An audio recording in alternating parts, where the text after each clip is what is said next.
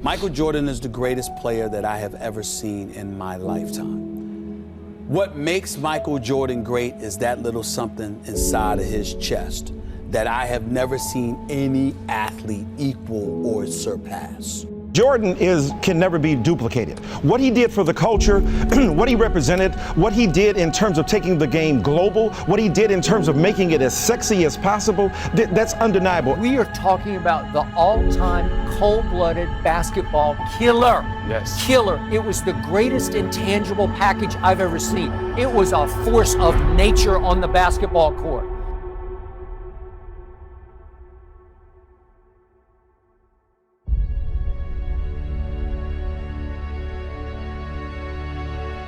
I may go as far as to say LeBron James may be the greatest player to ever play the game. He's 6'8", 285, runs like the wind, jumps out of the gym. And from the moment he walked in the league, his teams won. The best point guard in basketball has been your man, LeBron James. The best passer in basketball, unequivocally, is LeBron James. He is the greatest driver of the basketball I've ever seen, because when he gets going, when he is in attack mode, nobody can keep him from the rim. When you talk about just a basketball player, a complete basketball player, LeBron James is a much better basketball player than Michael Jordan.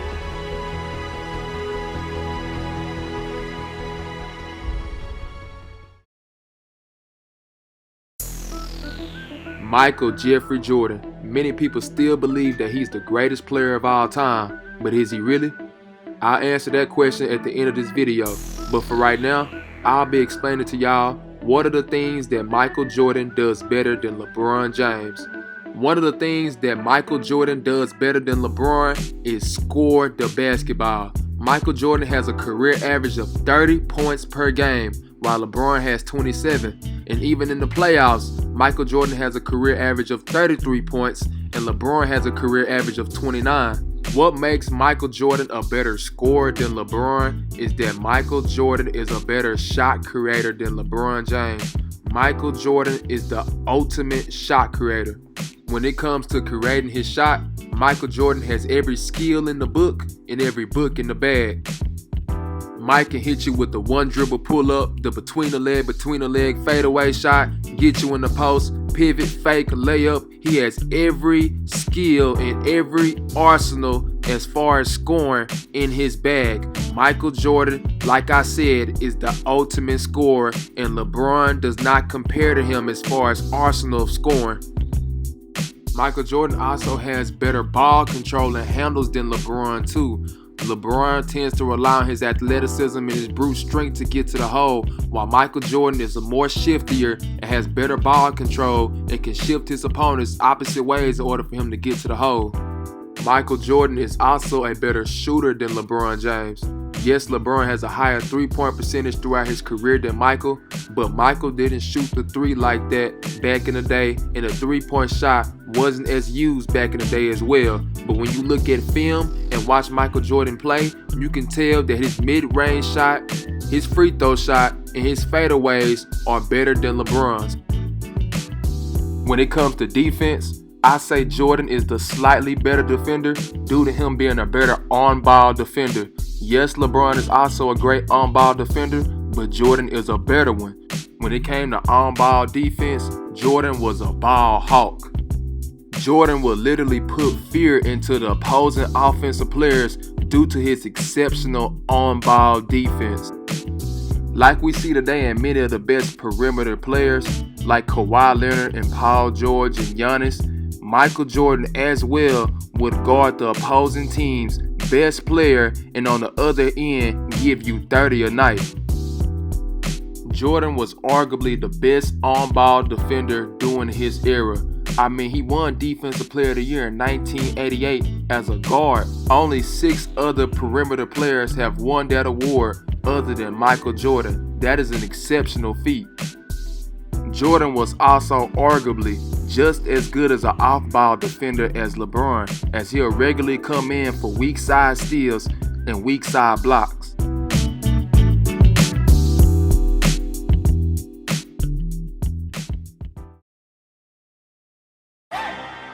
LeBron James, the chosen one, the king. the greatest player of his generation, and to many, the greatest player of all time. Previously, I said that Michael Jordan was a better scorer than LeBron, but there's still things that LeBron does better than Michael Jordan on the offensive end. One of those things is slashing. LeBron is the greatest slasher in NBA history. Jordan himself is also one of the greatest slashers in NBA history. But the thing that separates him and LeBron is that LeBron is 6'8" and 270, while Jordan was only 6'6" and 225. The brute strength, power, and speed that LeBron uses going to the hole just moves his opponents out the way, and it's something that we've never seen a perimeter player do in NBA history. He is literally a freight train going to the hole. Another thing that LeBron does better than Michael Jordan is dominate in the paint. Like I said previously, due to LeBron's height and his size and his girth, that's just an automatic advantage he'll have over Michael Jordan.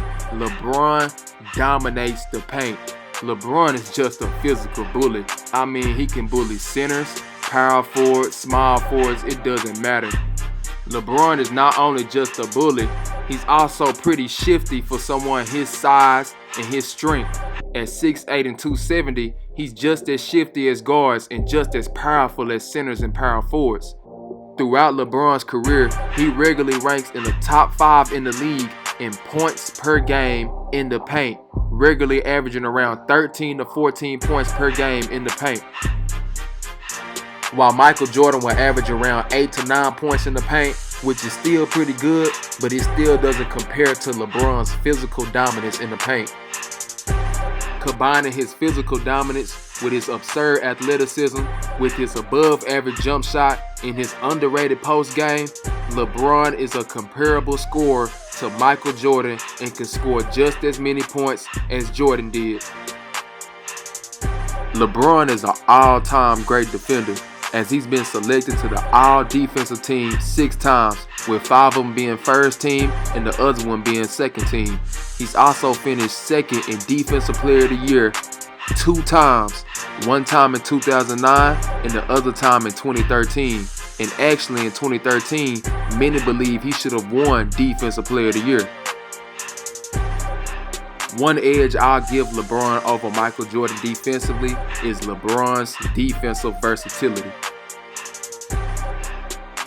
LeBron is one of the most unique defenders the NBA has ever seen. You can't name too many people who can actually guard all 5 positions. Another thing that LeBron does better than Mike is orchestrate the offense, pass the ball, and make his teammates better. LeBron is not only the best passer at his position, but also one of the best passers of all time, as he has a career average of 7 assists per game compared to Mike's 5. Let's even look at LeBron this year. He's currently leading the NBA in assists at 10.7 per game. And the fancy passes and no-look passes, all of those are great. But what really makes LeBron a great passer and orchestrator of the offense is his ability to align his teammates at the right spots to dictate the pace of the game, to play the game how he wants to play it, and his ability to elevate the play of his team, being a better on-court leader, in my opinion, than Michael Jordan.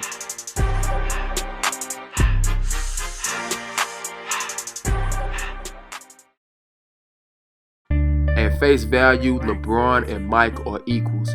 You can't go wrong with either one. So Devontae, how would you figure out who's the better player? What would you need to find out or use to figure out who is truly better between LeBron James and Michael Jordan? Well, audience, you have to find out who is the better big-time performer, who has the most clutch performances, who is truly that dog.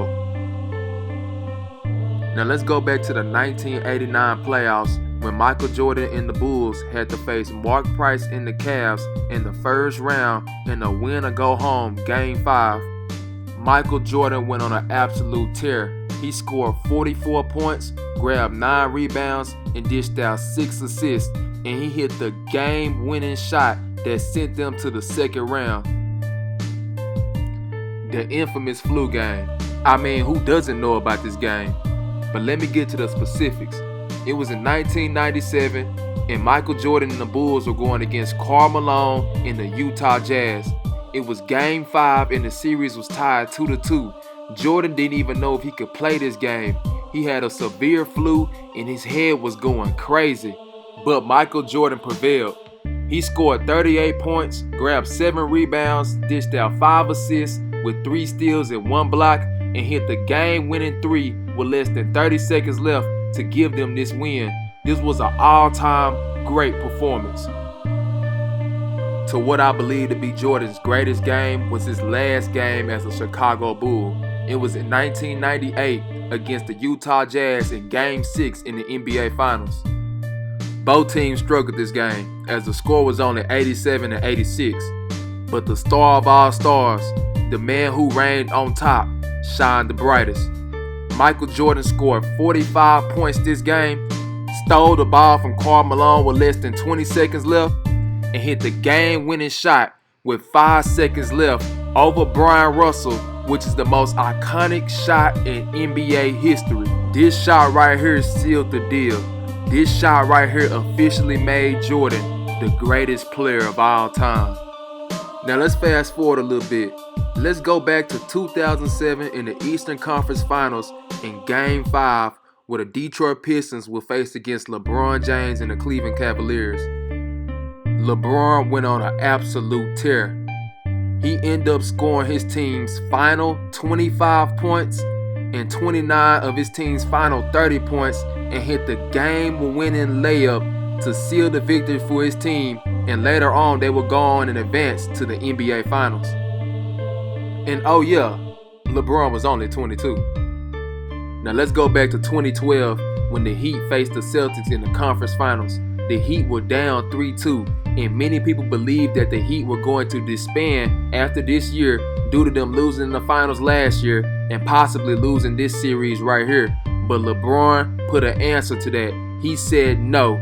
He led his team in points, rebounds, and assists, scoring 45 points, grabbing 15 rebounds, and dishing out 5 assists to lead his team to a Game 6 victory and eventually to an NBA championship that year. That game was so monumental because many people believed that the Celtics had the momentum. They believed that the Heat could not overcome this adversity, but LeBron said no. We are going to win this game, win this series, and win the NBA championship this year. Game 7. The 2 best words in sports. In a game like this, your stars have to shine the brightest, and LeBron outshined them all. In this game right here, Greg Popovich dared LeBron to shoot the basketball. He did not want LeBron to get into the paint. He said, if you're going to beat me, I want you to beat me by your jump shot. And LeBron did just that. He scored 37 points, made 5 3-pointers, and hit multiple mid-range jumpers and sealed the deal with less than 30 seconds left with a mid-range jumper over Kawhi Leonard to win them an NBA championship. This right here was one of the all-time great finals performances, and it came from one of his all-time great players in LeBron James. I can literally go all day long talking about Jordan and LeBron's big-time clutch performances, like in the 93 finals when Jordan scored 55 points in Game 3 versus Charles Barkley and the Phoenix Suns. Or even in 2016, in the last 3 games of the 2016 finals, when LeBron had back-to-back 41-point games and a 27-point triple-double game to seal the deal and win them an NBA championship. So as far as who I believe is the more clutch performer, I believe they are the same because both of them come up big for their teams when they need it the most.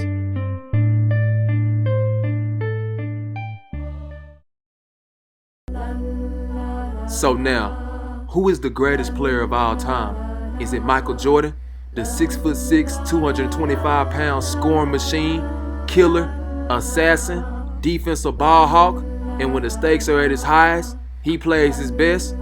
Or is it LeBron James, the 6'8", 265-pound small forward who is an all-around, freak of nature who elevates the play of his teammates, and when his team needs him to rise to the occasion, he comes. The king, his airness, the player I believe to be the greatest of all time is Michael Jordan and LeBron James. Now let me explain. First, let me kill the narratives on why people say one player is better than the other. A lot of people like to use the 2011 finals to say that LeBron will never be better than Mike. When you watch this series, LeBron averaged 17, 7, and 7. Those are not typically LeBron's numbers. LeBron played like this because LeBron did not want to play. That's the end-all be-all of it. It wasn't that LeBron's ability wasn't up to par, but it was his inability to want to perform which caused him to play like this. Because if he really wanted to play, LeBron would have dominated this team like he did the whole playoffs. And for my people who want to say Jordan never lacked aggression or quote-unquote quit on his team, let's look at the 1989 Eastern Conference Finals in Game 5 when Jordan only attempted 8 shots against the Detroit Pistons in a crucial Game 5 game when the series was tied 2-2. I'm not saying that this should taint Jordan's legacy, but let's not be oblivious to the fact that every NBA player, especially superstars, has had their moments where they did not perform up to par. And let me kill this narrative right here for my LeBron fans. Just because you're the more all-around player doesn't make you the better player. You still have to go out there and perform on a night-in and night-out basis. If that was the case, Russell Westbrook would be the best point guard in the NBA. But unfortunately, he's not. That Steph title. Why is it Steph title? Well, Steph is a better scorer, he's more efficient, a better shooter, a better decision maker, and he's more valuable to his team than Russell Westbrook. And most importantly, he's a better performer than Westbrook. So yes, while Jordan may not be the all-around player LeBron is, he's still the better scorer, the better shooter, the better shot creator, and on-ball defender, so that cancels out LeBron's supreme all-around play, because at the end of the day, they both perform at the same high level, and it equates them having around the same value. Lastly, let me kill this narrative that Jordan is better than LeBron because Jordan is 6-0 in the NBA Finals and LeBron is 3-6. When we put some context in LeBron's 3-6 finals record, we can see that LeBron went against far more superior teams. In 2007, he went against the superior San Antonio Spurs with Tim Duncan, Manu Ginobili, Tony Parker, and was coached by, in my opinion, the greatest coach of all time in Greg Popovich. When he lost in 2015, he did not have Kyrie Irving or Kevin Love, who both were all-star caliber players. And then in 2017, the Warriors went to go add Kevin Durant, who we all know at the time was the second best player in the NBA and virtually made the Warriors unstoppable. Now, when we look at Jordan's teams in the NBA Finals and the opposing teams they were playing, we can tell that both teams were comparable to each other. Yes, the teams Jordan went up against in the finals were great, but when we look at them compared to the Warriors, were they really better or even close to being as good as the Warriors? Yes, he went up against the 96 Sonics led by Gary Payton and Sean Kemp, and the 97 and 98 went up against Karl Malone and John Stockton. But tell me, is that duo or their teams better than Steph and a Kevin Durant led team? I'll wait. Yeah, the answer is no. So finally, saying Jordan is better than LeBron just because he's 6-0 in the NBA Finals is not a correct statement to say, because you have to put context on the teams that they played. So finally, what makes me believe that Jordan and LeBron are equals? The thing that makes me believe they are equals is because both of them were the greatest players of their eras. Both of them made multiple runs to NBA Finals. Both of them dominated the finals. Both of them have multiple MVPs. Both of them were the best players in the NBA for over an extended amount of time. Both of them did things statistically and put up performances no other players have ever done, like Jordan when he averaged 40 points in the '93 NBA Finals, or the fact that he's the leading scorer in finals points per game, or even with LeBron, the fact that he led both teams in all 5 major statistical categories, and that LeBron was the first player ever to average a 30-point triple-double in the NBA Finals. So with all that being said and everything I explained in the video, LeBron and Mike are equals to me. You can pick whichever one you want based upon the team that you have, but I do not believe that one player is specifically better than the other. I hope y'all enjoyed my video. Like my video, subscribe to my channel, and I'm out.